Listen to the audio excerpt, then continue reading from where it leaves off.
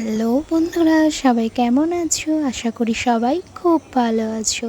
আজকে আমাদের প্রথম ষষ্ঠী। হ্যাঁ, বিয়ের পর এটা আমাদের দুজনের প্রথম জামাই ষষ্ঠী। তো আজকে আমরা চলে গিয়েছিলাম ও বাড়িতে। ছোটোবেলা থেকে দেখে আসি মা মাসিকে যে এই জামাই ষষ্ঠীতে মামার বাড়িতে যাওয়াটা।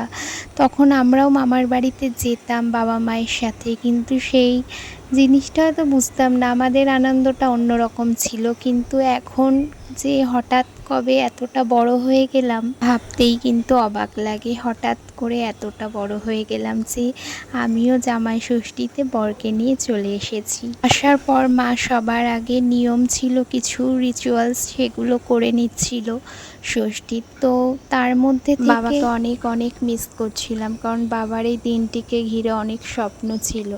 হয়তো এতটা স্বপ্ন দেখেছিল বলেই মানুষটা চলে গেল, কারণ মানুষের যেটা নিয়ে বেশি স্বপ্ন দেখে সত্যিই হয়তো সেটা কখনোই পূরণ হয় না। তো যাই হোক, এই রিচুয়ালসগুলো ঠাকুরের সামনে করে নেওয়ার পর সবাইকে গিফট দিচ্ছিল। যাই হোক, তারপরে মারও একটু মন খারাপ লাগছিল বাবার জন্য, তাই সবাইকে একটু হাসানোর চেষ্টা করলাম। তো চলো আজকে